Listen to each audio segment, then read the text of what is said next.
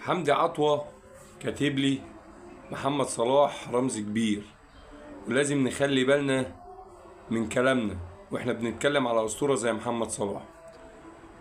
طب يا حمدي، انا هكلمك اول حاجة، بس هتكلم في موضوع يعني محدش في الدنيا اجتمع على حب شخص واحد، والا كانت الناس امنت بسيدنا محمد. كل الناس عليه افضل الصلاة والسلام، في ناس ما امنتش بسيدنا محمد. فسواء انت مثلا حبيته، انا ما حبيتهوش، او انا انتقدته، وبعدين الانتقاد بتاعي مش انتقاد يعني ان انا انتقاد جارح ولا حاجه. بس محمد صلاح هات لي موقف حلو ليه؟ مفيش اي مواقف حلوه ليه.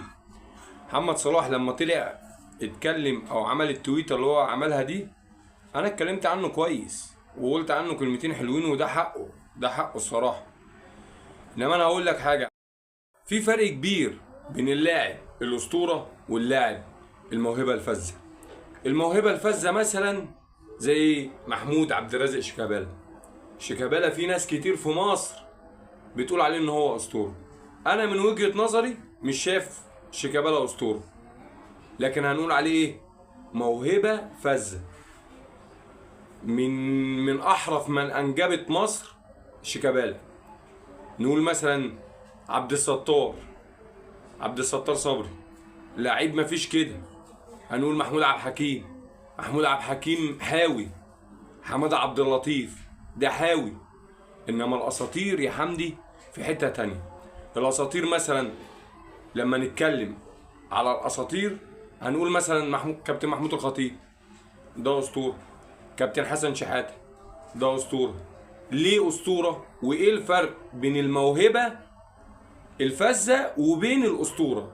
الاسطوره راجل بيجيب انجازات للبلد، وليه انجازات شخصيه وانجازات للبلد. اما الموهبه الفذه هيفضل بقى يرقص، هيباصي، هيشوط، هيدخل اجوان، ايا كان. اللي عمله محمد صلاح كانجازات شخصيه مفيش كده. محدش هيكسر انجازات محمد صلاح الشخصيه، استحاله اي حد هيكسر انجازات محمد صلاح الشخصيه. ده لو انا قلت غير كده بني ادم منافق. تمام؟ بس هو انت فكرني مثلا هو عمل ايه للبلد؟ يا حمدي فكرني هو عمل ايه للبلد؟ ولا اي حاجه. وما تقوليش مثلا ده وصلنا كاس عالم. وصولك لكاس العالم مش انجاز. تمام؟ لو انت بتتكلم ان وصولك لكاس العالم انجاز مثلا، اما للمغرب رابع العالم كاس العالم اللي فات، هنقول ايه بقى؟ ما هو ده ناس زيهم زينا وفي نفس القاره. انت من سنه 2010 لحد 2025 او 15 سنه مفيش حد كسر الرقم بتاعك بتاع بطولة افريقيا. انت واخد البطولة 7 مرات، ومازال مفيش حد عرف يكسر الرقم بتاعك ويحقق السبع القاب اللي انت حققتهم، على الرغم ان احنا غايبين عن البطولة 15 سنة، بعيد عن التتويج، بعيد عن منصات التتويج. صعدنا كام نهائي او نهائيين وخسرناهم، مرة قصاد الكاميرون ومرة قصاد السنغال. فكل الكلام ده هو ما عملش حاجة للبلد، يعني ما عملش حاجة للمنتخب. انما مثلا نتكلم بقى على الاساطير، اقول لك اسطورة احمد حسن الصقر، واخد 4 بطولات افريقيا. ال4 بطولات دول ما حدش في قارتك كلها شال ال4 بطولات دول.